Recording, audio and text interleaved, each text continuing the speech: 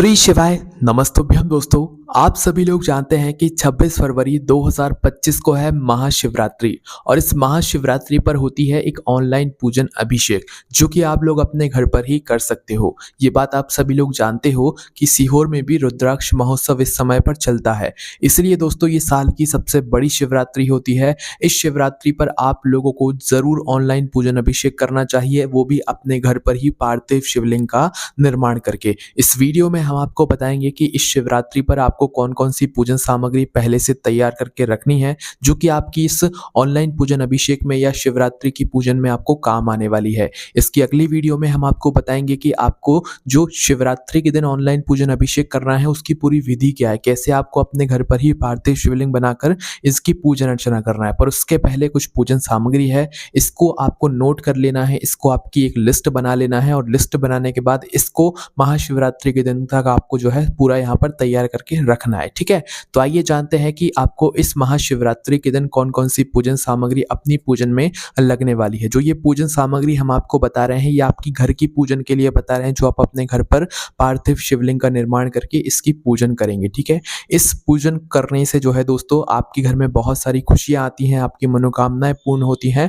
और अगर आपके घर में ये पूजा महाशिवरात्रि के दिन हो जाती है तो ऐसा कोई काम नहीं है आपके घर का जो कि इस पूजन को करने के बाद ना हो। इसलिए ये पूजन बहुत ही विशेष होती है और आप सभी लोग इस पूजन को अपने घर पर जरूर कीजिएगा। पर उससे पहले ये सामग्री नोट कर लीजिए और इस सामग्री को आप लोग महाशिवरात्रि के दिन तक तैयार करके रख लीजिएगा।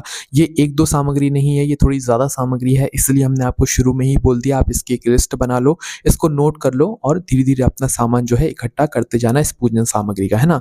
तो दोस्तों आप लिस्ट बनाना शुरू कीजिए, हम आपको बताते जाते हैं। देखिए, इस महाशिवरात्रि की पूजन सामग्री का जो सबसे पहला सामान है, जो सबसे पहली चीज है वो है हमारा एक लोटा जल। ठीक है, क्या है? एक लोटा जल, है ना। एक लोटा जल आप लोगों को यहाँ पर ले लेना है।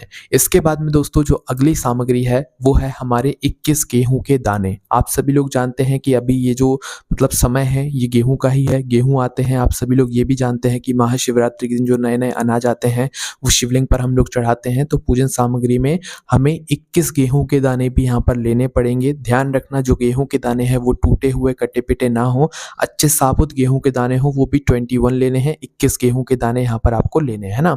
इसके बाद में अगली जो सामग्री है वो है कमलगट्टे। कमलगट्टे आप सभी लोग जानते हैं, जब हमारे पास कमल का फूल ना होता है तो हम कमलगट्टे लेते हैं, तो ये आपको पूजन वाली दुकान पर आसानी से मिल जाएंगे। तो इस पूजन सामग्री में आपको 5 कमलगट्टे यहाँ पर अपने पास में रखना है ना।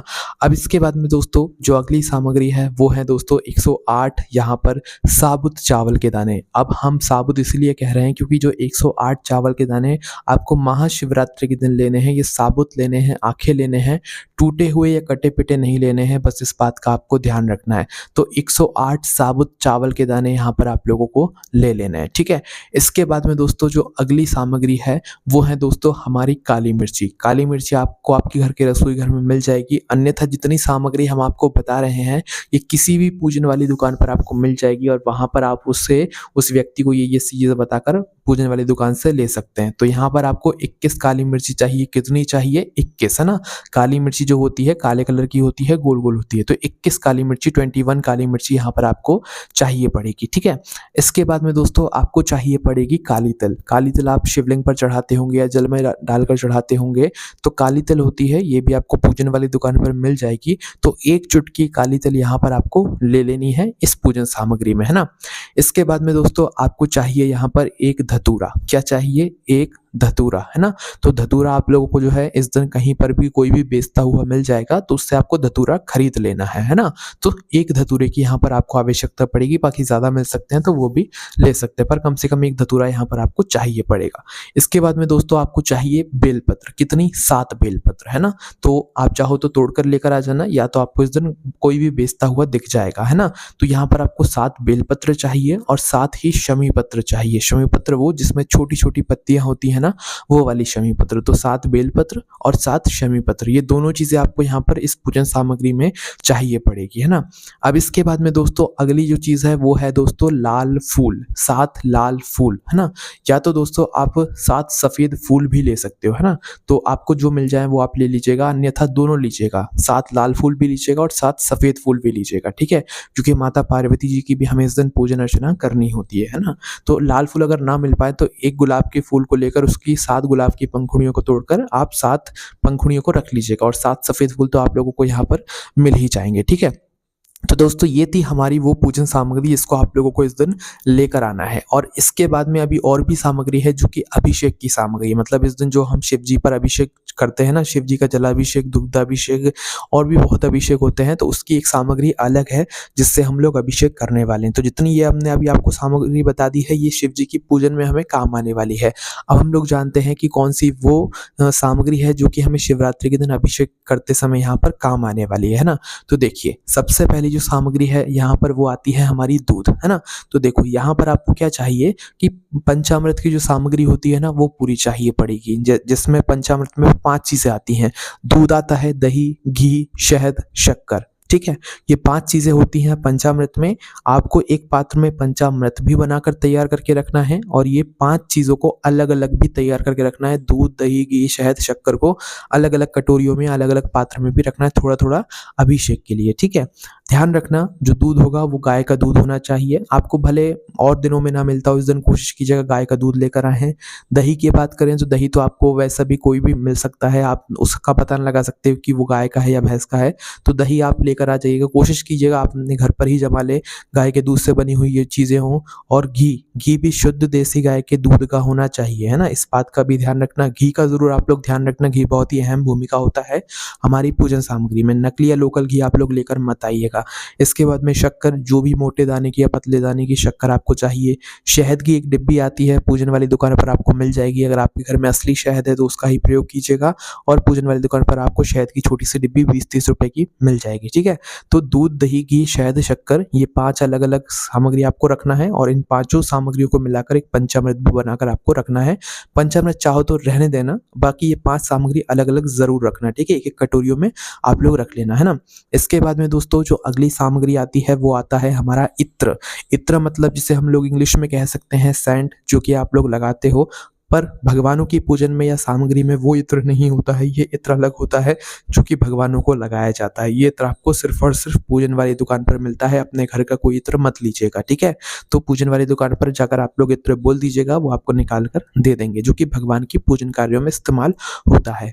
इसके बाद में दोस्तों गंगा जल। गंगा जल तो आप सभी लोगों के घर में अभी फिलहाल होगा ही होगा, क्योंकि आप सभी लोगों में से कोई ना कोई जो है महाकुंभ जरूर गया होगा। तो अगर वो गंगा जल हो तो बहुत अच्छी बात है, जो कि आप लोग महाकुंभ से लेकर आए हुए होंगे। तो भाई आप लोगों को यहाँ पर गंगा जल जरूर लेना है। तो गंगा जल भी आप लोग अपना एक कटोरी में भरकर यहाँ पर रख लीजिएगा। पूरी की पूरी बोतल नहीं रखनी है, कटोरी में गंगा जल भरकर रख लीजिएगा, ठीक है। इसके बाद में दोस्तों पीला चंदन आप लोगों को लेना है। डिब्बी हो तो डिब्बी ले लेना, वरना घिसने वाला हो तो वो ले लेना, जो सी आपको अच्छा लगे वैसा पीला चंदन आप लोग लेकर रख लेना, है ना। इसके बाद में दोस्तों पीले चंदन के साथ में लाल चंदन भी आप लोग ले लीजिएगा, ये भी काम में लगेगा आपको। तो पीला चंदन और लाल चंदन की जो डिब्बी है वो आपको पूजन वाली दुकान पर मिल जाएंगी, ठीक है। इसके बाद में दोस्तों जो अगली सामग्री है वो है हमारी गोल सुपारी। गोल सुपारी में दोस्तों आप लोगों को क्या करना है, 3 गोल सुपारी लेना है। ये सुपारी की तरह ही दिखती हैं, ये आपको पूजन वाली दुकान पर आसानी से मिल जाएंगी। तो 3 गोल सुपारी यहाँ पर आप लोगों को लेनी पड़ेगी, इस बात का ध्यान रखना, है ना। इसके बाद में दोस्तों जो अगली सामग्री है वो है हमारे चावल। जो हमने 108 चावल के दाने लिए हैं वो अलग हैं, और थोड़ी सी चावल के दाने अलग से रखना। इन चावल के दानों को भी थोड़ा देख लेना कि ज़्यादा दाने टूटे हुए ना हो, ज़्यादा से ज़्यादा अच्छे साबुत चावल के दाने हो। सीधी सी बात है, अगर बासमती चावल आप लोग ले लोगे तो उसमें आपको ज़्यादा टूटे हुए चावल नहीं दिखेंगे, ठीक है, या दिखेंगे ही नहीं, है ना। इसके बाद में दोस्तों आपको लेनी है मोली। मोली कहने का मतलब है कि हाथ में जो लाल धागा बंधता है ना, या जिसे आप लोग आटी वगैरह कहते हो, तो वो आप लोगों को यहाँ पर लेनी है, और उसे मोली हम लोग कहते हैं ना। तो मोली का गट्ठा आता है 5-10 रुपए का, पूजन वाली दुकान पर मिलता है ना। तो मोली या लाल धागा जो आपको मिल जाए या लच्छा मिल जाए वो आप लोगों को यहाँ पर ले लेना है ना। इसके बाद में दोस्तों जो अगली सामग्री है वो है हमारा कपूर। कपूर दोस्तों ध्यान रखिएगा, कपूर से हम लोग आरती करने वाले हैं। तो कपूर भी दो तरह के आते हैं, एक गोली वाला, एक टुकड़े वाला। तो जो आपको अच्छा लगे, बस असली कपूर हो, अच्छा कपूर हो, है ना। तो कपूर आप लोगों को ले लेना है, एक पैकेट लेकर आ जाना, उससे आपका काम चल जाएगा। तो कपूर की यहाँ पर गोलियां या कपूर के टुकड़े आप लोगों को अपनी पूजन सामग्री में रखना है ना। इसके बाद में दोस्तों दो देसी गाय के दीपक यहाँ पर आपको अलग से तैयार करना है। दो देसी गाय के दीपक कैसे? दो मिट्टी के दीपक लेना है, दो मिट्टी के दीपक के अंदर आपको रखना है गोल बत्ती दोनों दीपकों के अंदर, और फिर शुद्ध देसी गाय का घी दोनों दीपकों के अंदर आपको डाल देना है। सिर्फ तैयार करके रखना है पूजन के समय पर, और आपको जलाना नहीं है। शुद्ध देसी गाय के दो देसी गाय के घी के दीपक आपको जलाकर यहाँ पर रखना नहीं है, पहले से तैयार करके बस रखना है ना। इसके बाद में आपको चाहिए यहाँ पर दो जनेऊ, है ना। जनेऊ आप लोग सभी लोग जानते हो कि कैसे होते हैं, तो दो जनेऊ यहाँ पर आपको लेना है। इसके बाद में आपको चाहिए लौंग और इलायची। लौंग इलायची आप एक तरीके से ऐसा मान लो कि 5 लौंग ले लेना, 5 इलायची ले लेना। भले हमें कम की आवश्यकता हो, पर कोई सामग्री हमें कम ना पड़े, इसलिए ज़्यादा ही हम लोगों को यहाँ पर रखनी है। तो 5 लौंग लेनी है, 5 इलायची लेनी है, 2 पान के पत्ते यहाँ पर आपको लेने हैं, ठीक है। 2 से भी ज़्यादा ले सकते हो, पर यहाँ पर हमें 2 पान के पत्तों में हमारा काम हो जाएगा, है ना। तो 2 पान के पत्तों की यहाँ पर आपको आवश्यकता पड़ने वाली है ना। इसके बाद में दोस्तों आपको चाहिए हल्दी। हल्दी आपके घर में जो होती है वही हल्दी होगी, है ना। तो थोड़ी सी हल्दी निकाल कर रख लीजिएगा। इसके बाद में दोस्तों अबीर गुलाल, ये एक पैकेट में आता है, पूजन वाली दुकान पर आप लोग बोल दीजिएगा, वो आपको दे देंगे। तो अबीर गुलाल होता है एक चीज़, तो वो आपको अबीर गुलाल भी यहाँ पर पूजन सामग्री में चाहिए पड़ेगा। इसके बाद में दोस्तों आपको चाहिए मेहंदी, है ना, या जो भी श्रृंगार की सामग्री होती है वो भी ले सकते हैं। माता पार्वती जी के लिए मेहंदी के साथ में जो भी श्रृंगार की सामग्री होती है वो चाहो तो ले सकते हो, अन्यथा आपकी मर्जी है ना। इसके बाद में दोस्तों आपको इस दिन ज़रूरत पड़ेगी शिवलिंग बनाने के लिए काली मिट्टी, है ना। तो काली मिट्टी की व्यवस्था पहले से कर रखिएगा। शिवलिंग बनाने की भी विधि होती है, अगर आप जानना चाहते हैं तो ज़रूर बताइएगा। हम आपको शिवलिंग बनाने की विधि बताएंगे, क्योंकि सही तरीके से शिवलिंग बनाकर जब आप उसकी पूजन करोगे तो ही तो आपको अच्छे से फल मिलेगा ना, तो ही तो आपको इस पूजन अभिषेक का फल मिलेगा। तो इसलिए काली मिट्टी पहले से तैयार करके रखिएगा शिवलिंग को बनाने के लिए, क्योंकि इस दिन पार्थिव शिवलिंग बनाने के बाद उसकी पूजन करने का हमें विशेष फल मिलता है। इसके बाद में आपको 5 फल चाहिए। 5 तरह के फल भी ले सकते हो या 5 फल भी ले सकते हो। 5 केले ले लो, 5 सेब फल ले लो, जो आपकी मर्जी करे वो ले लो, बस 5 फल यहाँ पर आप लोगों को ले लेना है। इसके बाद में कुछ प्रसादी मिठाई, कुछ अगर कोशिश हो तो भाई आप अपने घर पर ही मिठाई वगैरह बना लीजिएगा, और जो भी प्रसाद है आपके घर में वो तैयार करके रखिएगा भगवान को भोग लगाने के लिए। उसके बाद में धूप बत्ती अगरबत्ती जो भी है वो आप लोग तैयार करके रख लीजिएगा, ठीक है। तो इतनी सामग्री है जो कि आप लोगों को यहाँ पर इस पूजन सामग्री में आवश्यकता पड़ने वाली है महाशिवरात्रि की इस विशेष पूजन में। इस पूजन को करने से दोस्तों हमारे घर की बहुत सारी दुख और परेशानियां दूर होती हैं। तो इस पूजन सामग्री को आप लोग ज़रूर इकट्ठा करके रख लीजिएगा। अगली वीडियो में हम आपको पार्थिव शिवलिंग कैसे बनाना है, इस मतलब पार्थिव शिवलिंग के जो पूजा है महाशिवरात्रि के दिन कब करना है, कैसे करना है, सारी चीज़ें हम आपको अगली वीडियो में बताएंगे। इसके अलावा अगर आपके मन में कोई प्रश्न है तो हमसे कमेंट करके पूछ सकते हैं। हमारी वेबसाइट बोलचालभक्ति.com पर भी आप लोगों को ये सारी जानकारी और पूजन सामग्री पढ़ने के लिए मिल जाएगी। ओम नमः शिवाय, जय भोले बाबा श्री शिवाय, नमस्तुभ्यम।